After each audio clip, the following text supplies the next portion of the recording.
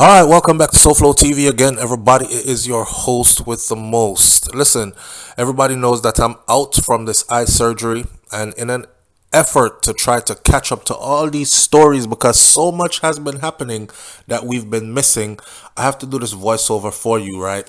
Because I was curious about this particular situation, these two stories. We're going to cover two stories right now. And the first one, when news broke, was about a married couple from Mandeville, Manchester, in Jamaica.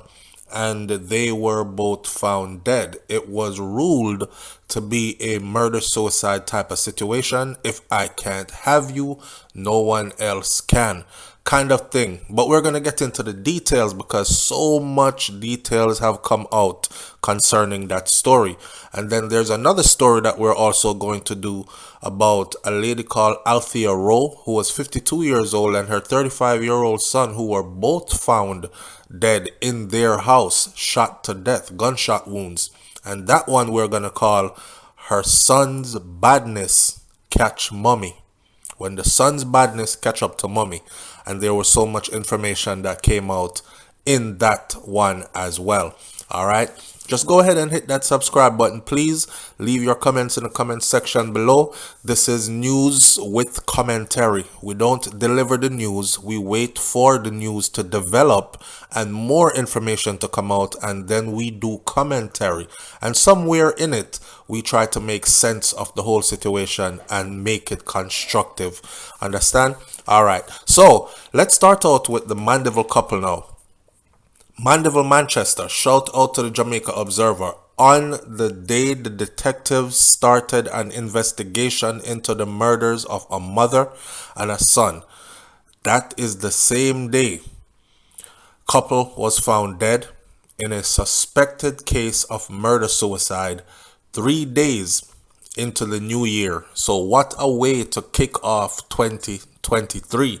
Listen, I better be careful, and I'm talking about be careful about who you have around you. Be careful about who you have around you is getting into, because their life can spill over into your life. Also, be careful about who you laying down with, who you are canoodling with, who you are being intimate with, because in the blink of an eye, things can change drastically. That's the lesson in this. But there's more to this. So the married couple now, Keith and Stephanie Ellis, they were both in their 40s, and they were both found dead at their home on Bonito Crescent in Mandeville mid-afternoon Tuesday after a missing person report was filed with the police. I can tell you, I went to Bonito Crescent via the internet, and it is one of those places in Jamaica where the house them pretty. Put it this way, a lot of people call the houses in this area mansions because they're pretty, they're big, them huge. And we're not talking about no plywood house, we're talking about some big concrete and steel structures that when you look at these houses, you can tell people paid a pretty penny for these houses. The whole area is nice with these types of houses. Everybody knows that Mandeville, Manchester, Clarendon have some rotted kind of houses, but this is one of the areas. And of course, Keith and Stephanie Ellis had one of these homes. Police say that they found the wife, who is a bank employee. They found her with a wound to her forehead inside the house. And they found the husband, who was otherwise called Ricky. He's a former taxi operator. He was found hanging from a scaffold at the back of the property. Now, when this first happened, I heard somebody say, who was a friend of the family, say, says argument them get into, Ricky lick Stephanie, never mean to kill her, but lick her, and it looked like she dropped and lick her head, or him lick her so hard that she died from the injury, bust her head, and she died from the injury, and he couldn't take it, so him go around at the back of the house and hung himself immediately. That's what was first said, but let's go with what the report says. A police source said a crowbar believed to be the murder weapon was found at the scene. Okay, so if you're hitting your wife in the head with a crowbar, my friend, then there's no way you did not mean to kill her. Okay, that's murder. Relatives told the Jamaica Observer that the couple was actually going through a divorce. Maybe about 2 months now, she gave him some papers, some divorce papers, and she told him, sign them. This is what a grief-stricken Ivy Nembard, Keith Ellis's mother, told the Observer. This is the husband's mother, telling the Observer that her son was given divorce papers by his wife maybe a month ago. But him tell her, saying, nah, sign it. And she start quarrel because she want the divorce. He got a lawyer. Keith went and got a lawyer. They have properties and stuff together. So when divorce comes, also comes the splitting up of properties. So he got a lawyer because she already had a lawyer and was ready to go. I think it was today, Tuesday, that he was supposed to get back to the lawyer because he got everything that the lawyer asked him to get together. The lawyer is going to say, okay, now you're going to need to get the deed for the property. All your paperwork that shows ownership for this and for that, and bank statements that shows, do you all have a joint account together? Do you have a separate account? Because the time that you've been married, she's probably going to come away with spousal support after the marriage, alimony. All these kind of things come into play. That's why I tell people, I said, don't run into marriage. Don't run into marriage. And when you do get married, please get married with the mindset that this is really for better or for worse. Like you're really going to stick some ish out. Because at the end of a marriage, don't be out here trying on anybody for size and running through marriage talking about, let me try it on and see if it worked for me. Okay, it didn't, let me jump back out. Because in the process of you playing with marriage, come children, you start to own things together. And at the end of a marriage, all these things, just the divorce fee alone, just to get the marriage rectified and finalized, the divorce finalized, is going to cost a pretty penny. Then you have to go pay lawyers to draw up paperwork to say who takes little Johnny to karate school, who pays for little Stephanie's dance classes, who has who on what day of the week, and who has primary custody versus who will be the visiting parent versus all these other kind of stuff. How much must be paid per month in child support for each child, how much is owed in alimony to the spouse who has the child, and this and that. It's a big bag of mess. So if you're going to play with marriage, may I advise you, leave it alone. Anyways, Ricky's mom said that the wife did serve her son divorce papers. Him say him nah sign them. She already get a lawyer. She's cussing him out. So he went and got a lawyer as well. His lawyer instructed him what to get together. He got all the paperwork together. And he was supposed to check back with the lawyer this day.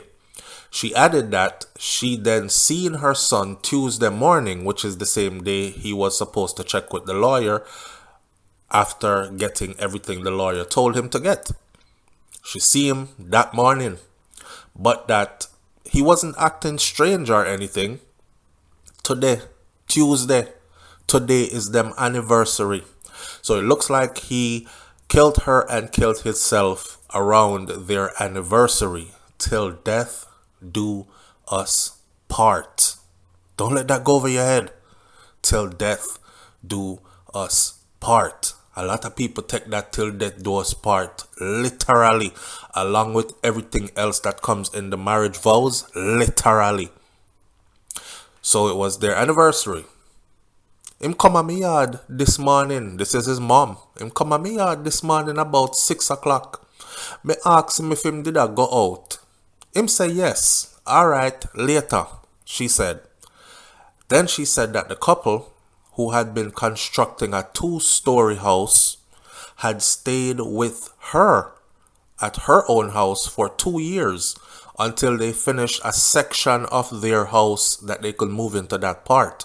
Now, we're all Jamaicans and Caribbean people. We know so when we are built up with big house, all we need is like a bathroom, a 1 room, and a little piece of the house finished, a 1 bedroom and kitchen area, and then the rest of the house can go on. But we need that piece before we can move in.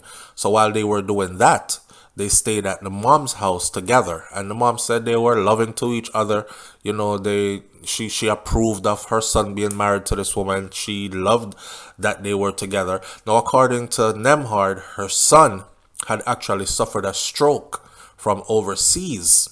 He used to be overseas working and, making good money and thing, and he suffered a stroke from overseas, and he had just recently recovered from that stroke.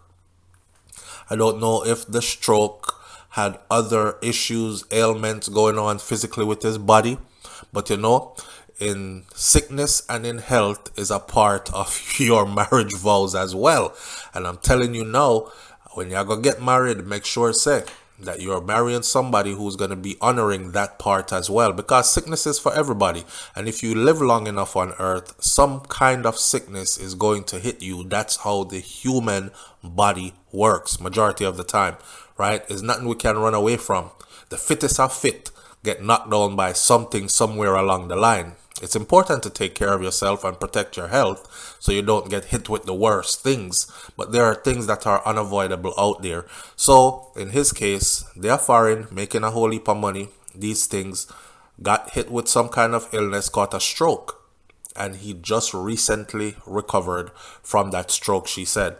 Maybe the teal now work no more. Maybe it affected his cognitive part of his brain, the thinking part. So because I had an uncle like that, and he wasn't disabled on one side or the other side, but the stroke messed up his reasoning ability. So every conversation with him turned into an argument because he became easily frustrated, that kind of stuff. And it's real. So whatever the problem is with the stroke or whatever, the wife now choosing to leave him after that, it's probably kind of a bitter pill to swallow, right? Because again, you're thinking about your marriage vows. You're thinking till death do us part. You're thinking for good or for bad, for rich or for poor, for better or for worse, in sickness and health, that kind of stuff. However, she claimed that he had been undergoing stress lately due to problems in his marriage. Alfred Hewitt, who is an uncle of Stephanie, the wife, said that the couple had been married for about 12 years. And he said that Keith, the husband, was such a nice guy to me, but they were going through a divorce. I saw her on Sunday and I hugged her up and I sat down with her. She was so nice and so calm, and I said to her, "May I come round a yard enough for my Christmas gift, They were just nice young people. I never seen them quarrel." She grew up in the church, he said. A female relative of Keith Ellis was just inconsolable. She was throwing herself into the road near the scene of the tragedy. The year had just started, and look where me reaching. Father God, only you alone know everything. She cried, and she cried out loud, and she cried out loud. All right.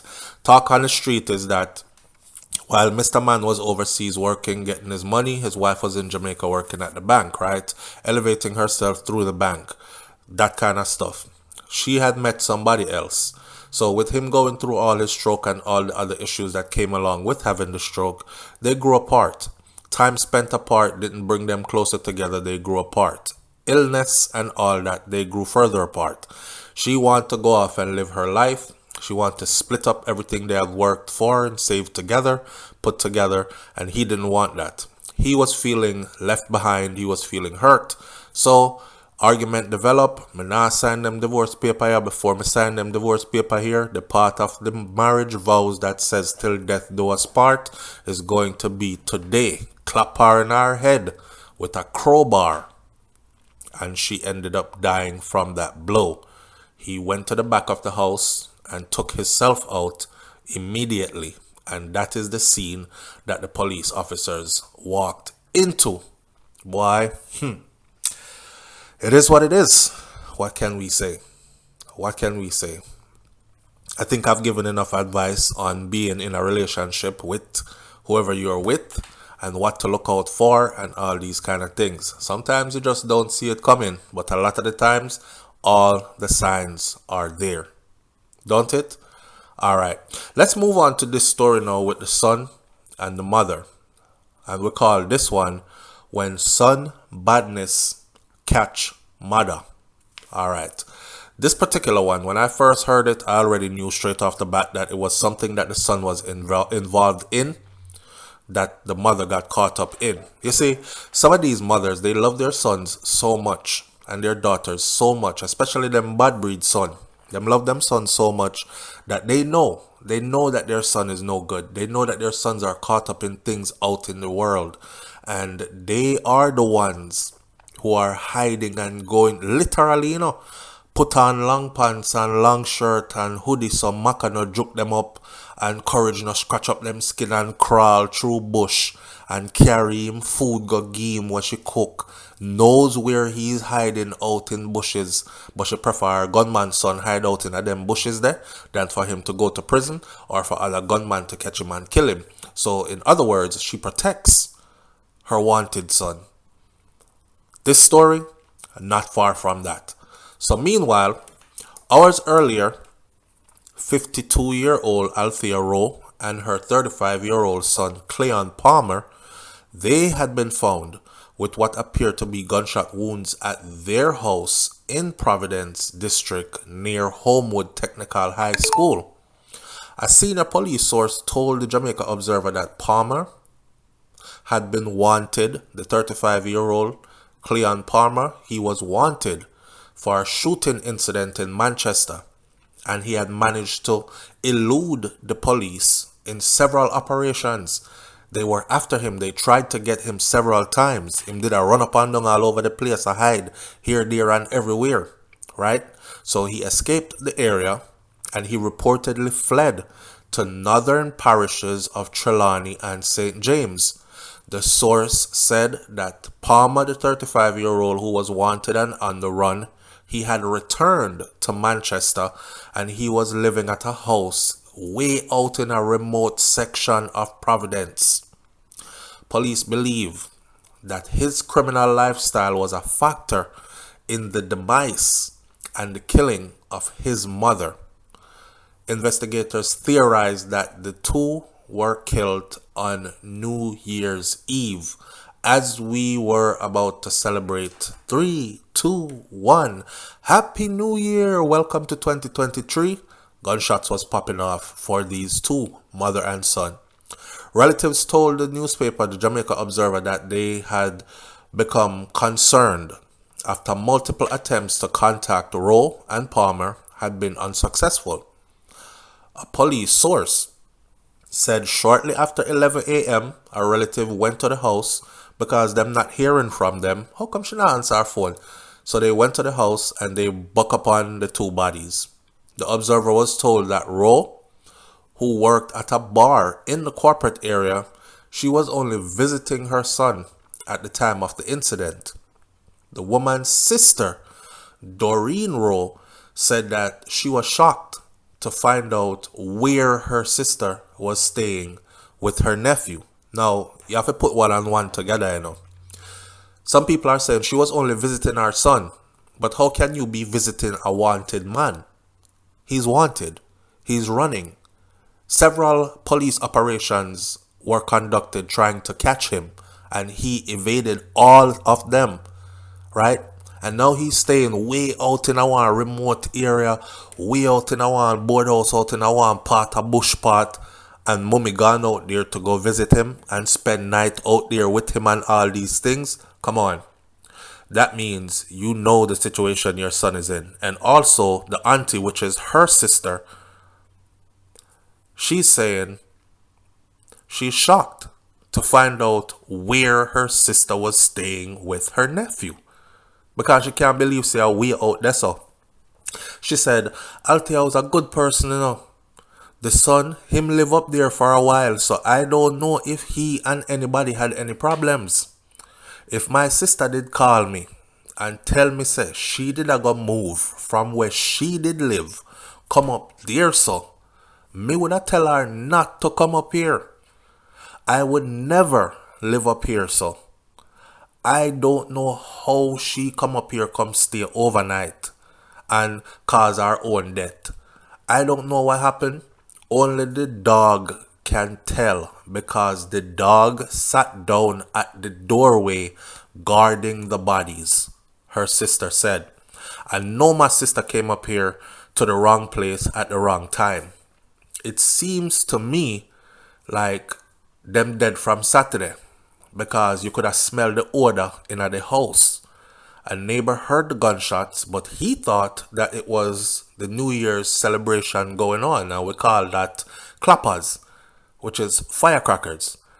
Right now, you're going at the house, the stove's still on, she said. Now hear this. A theory says that boy was wanted. The people who wanted him knew his mom. So what they did was trailed his mom, sit back, watch her, trail her, because them know say she's close to her son. Lo and behold, here she was, going to ring in the New Year's with her son, her baby. She love her son. So them trail her, and when they trailed her, she led them right to the son. They probably approached her before and said, hey girl, which part your son there? And she said, me no know, you know. Me no know. And them say, yo, I lie, she telling her. But it's alright. And they left. She thought. So they kept watching her from a distance, trailing her, and she led them. You know, she looked right, she looked left. She dressed dark, she looked like she had got to see her son, but she had tiptoed to it. Don't want nobody to know because she know that them want him. Police want him, gunman want him. Trailed her, led to him, and them killed two of them one time.